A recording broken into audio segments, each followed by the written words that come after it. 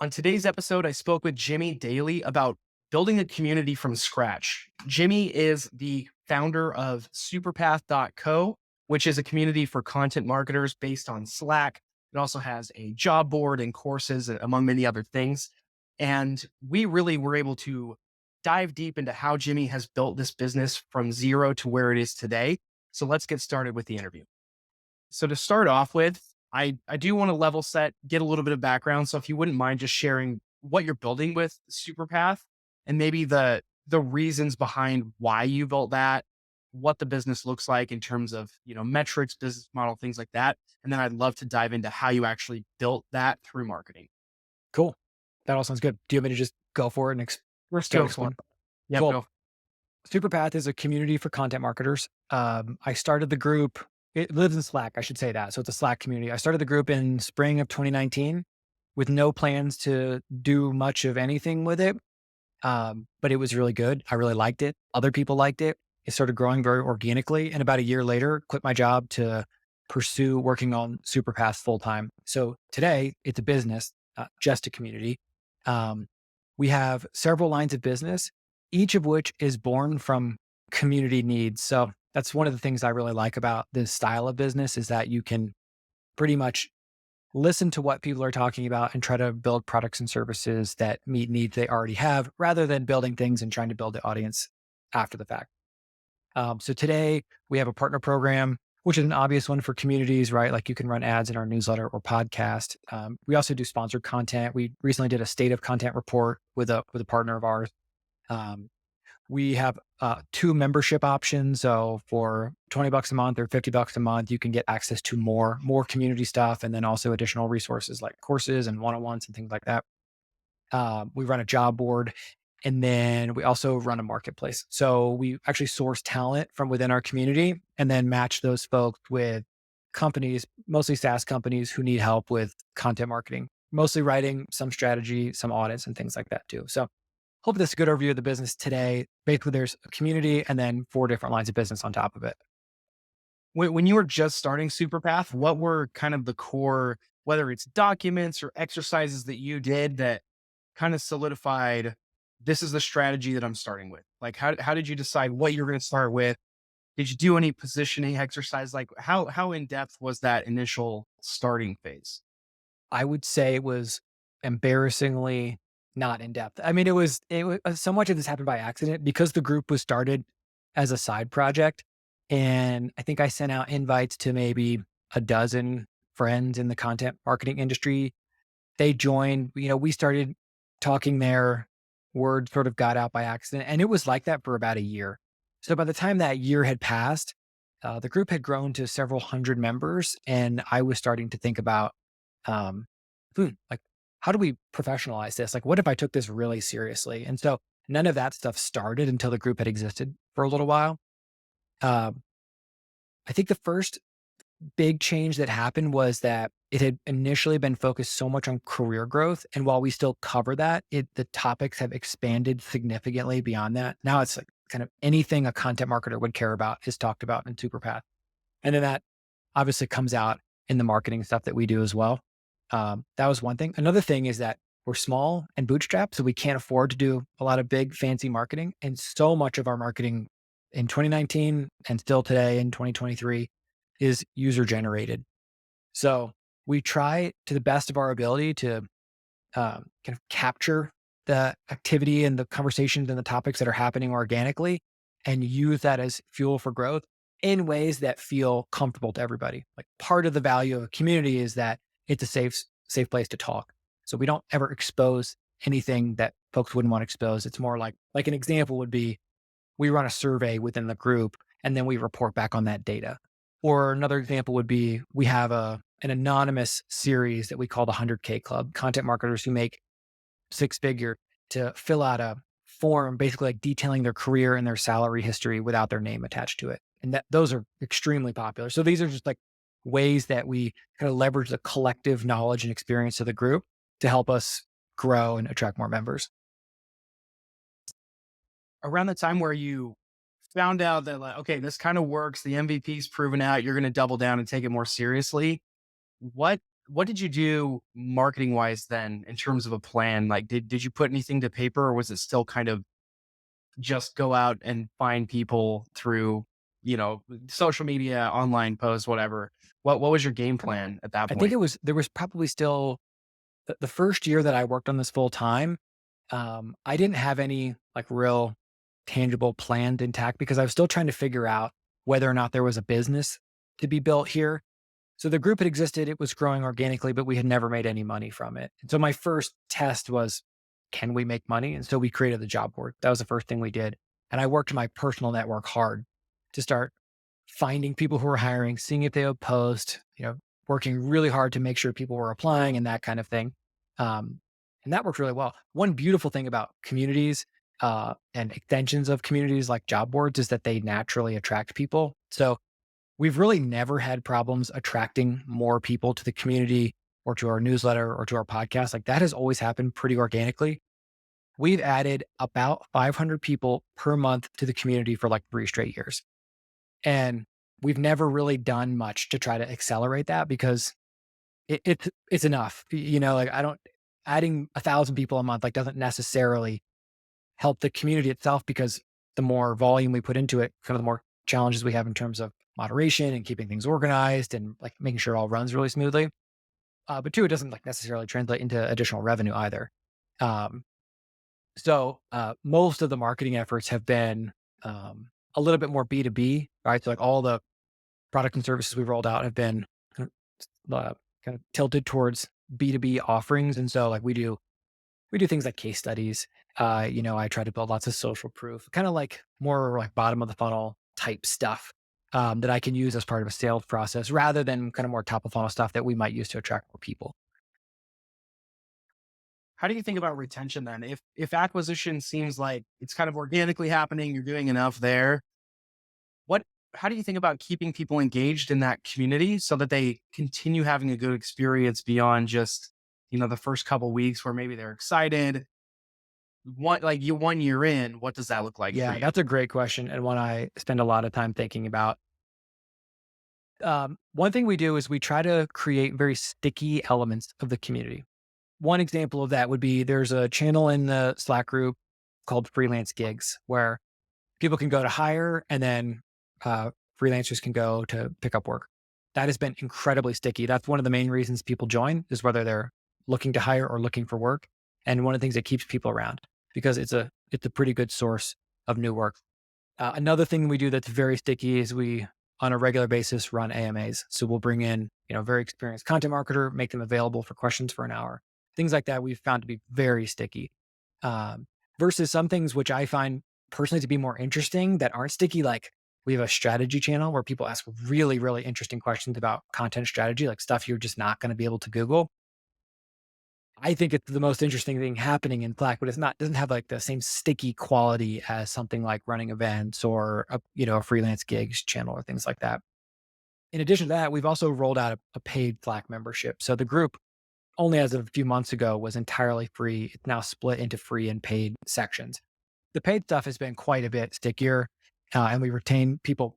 People tend to be much more active, and we tend to retain them on a much kind of in a much easier way because they're just more invested in it. And that was a key part of launching that paid membership is like getting people in who are saying like, "Hey, I want to participate in this," and then creating a really great experience for them there. Yeah, well, one thing that I personally would love to hear more about is the very, very beginning, like day zero of the community. One of the core problems that I hear and have experienced myself with communities is you have to have people in there already kind of making it a vibrant community, or else if you start bringing in your first users, there's nothing Yes. there, then why do they stay? But then you have to have some first users there. And so at some point there's kind of like this paradox with community going on right there. I'm just curious how you approach that, or if it just happened naturally. What happened? How did you navigate the first few users so that you could actually set up a community that was Yeah, for viable? sure. It's a great question. I one thing I've noticed is that almost all good communities become victims of their own success. So we've been very careful about that. It's very easy for a community to get some initial traction only to kind of fall off because the moderators don't take it seriously enough and then everyone goes to the next one. So And I feel like that's sort of part of this question you're asking, which is like, how do you create a good experience, but then like actually keep it that way? Two things come to mind. In the very early days, I felt that density was very important. So like while it might have been easy to spin up 10 or 15 different channels, we would have had, like say we had 10 channels, we would have had 8 inactive ones. And if you look in there, there's nothing, and maybe 2 where there's actually activity going on. We kept it at 2 or 3 channels for a very long time, even though it was starting to get a little messy and there was different topics and all kinds of like the structure of it was just completely chaotic. But if there's only 2 to 3 channels and you have a decent amount of activity, every time a new user comes in, all they see is activity. They don't see crickets anywhere. Now, I felt like that was really important, and we've only expanded channels very slowly. The other thing is for probably 2 years, I personally sent a welcome message to every single person that joined. That was manual. I didn't automate that. And then I also responded to every single question, even if I didn't know the answer. And I would say something like, you know, I'm going to go try to find someone who can answer this question. And then I would go out and I would post it on LinkedIn or Twitter and I would try to get responses and I'd bring those back. And I feel like that feedback loop is really important because if someone posts a question and they don't get an answer, they're not going to post another one. But if they do, and then they have this nice experience, they're quite likely to post another one. And then other people see that, they feel more comfortable posting because nobody wants to post something only to see no response. It's just like a really uncomfortable experience. So I feel like density and just a lot of kind of like manual work were really, really important to getting it off the ground. If you were suddenly gifted a pretty healthy marketing budget to do the things that maybe you're not doing right now because you're Mm. bootstrapped, what do you think you would do in terms of a growth plan? If you just let's not say you have unlimited money, but a healthy enough amount of money to kind of do some things that maybe you're not doing Yeah, that's now. a great question. I actually like I sometimes I'm like tempted to think about that and I don't even allow myself to because it's like it's too frustrating. What honestly what I would do is I would create so much more content than we already do. I think there is an opportunity to create, I could imagine I could dream up stuff that we could publish every day, maybe twice a day. Seriously, like in terms of like just quick updates, but also like longer form reports and guides and benchmarks and all kinds of stuff I would love to do more of. I would do a lot of that. One, because it's a value add to the community, but like nothing would help us establish the brand more than just kind of building ourselves up as like a real authority in the space.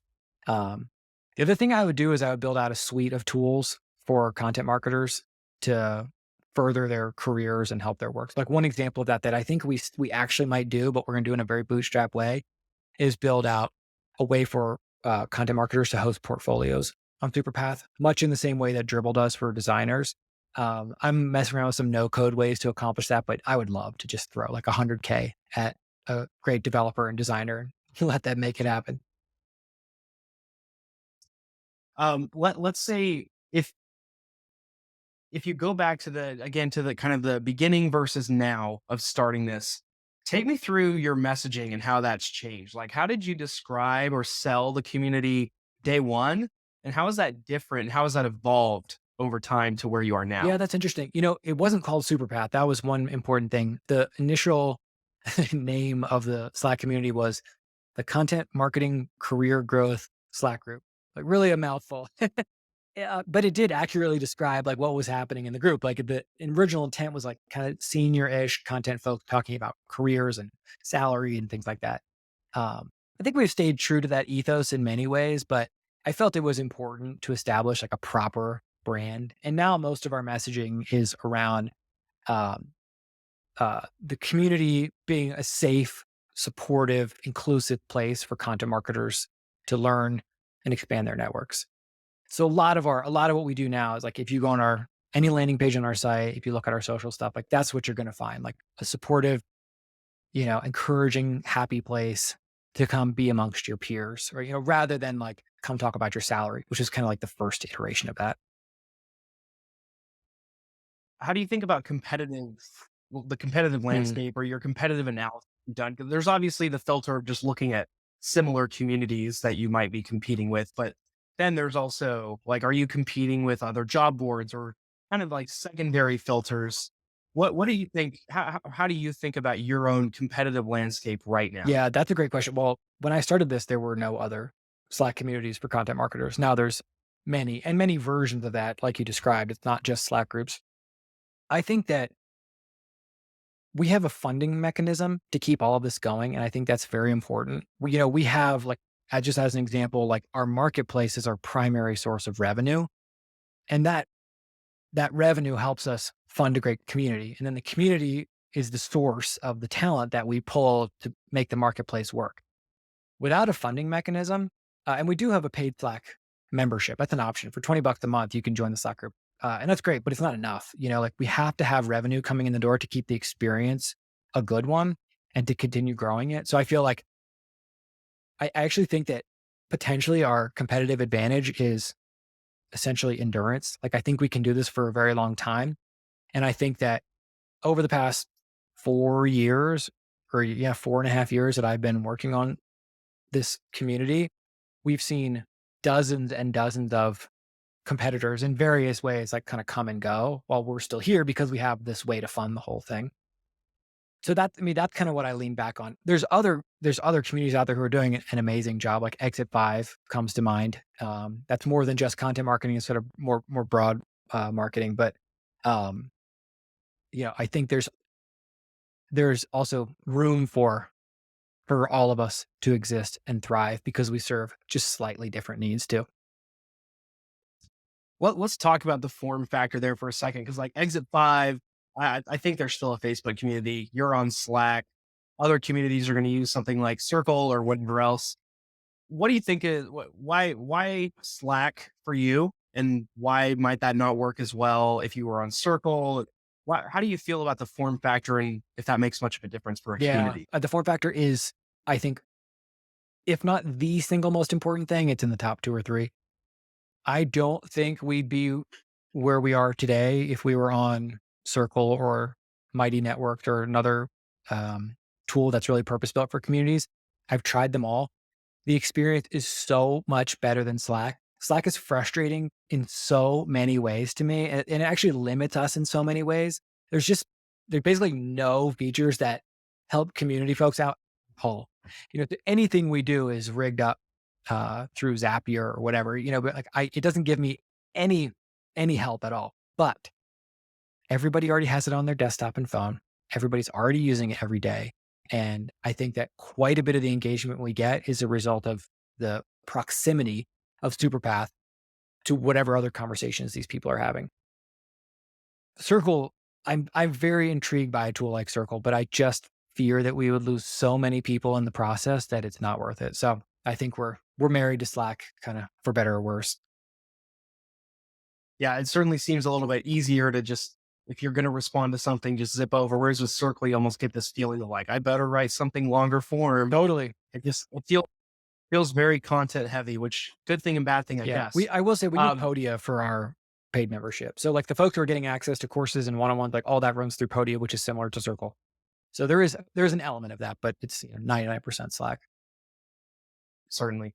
Let's open up your spreadsheet a second here in terms of metrics. If I'm open up your Google sheet and looking at what metrics you actually care about, what are you tracking? And what are maybe some of the things that you leave out that might be considered a hot Oh, take? interesting. If I'm being 100% honest, QuickBooks is the only thing I really care about because like I said, adding more people to the Slack community, which is a metric I kept very close track of for a long time, has just proven to be like not necessarily an indicator of success or failure.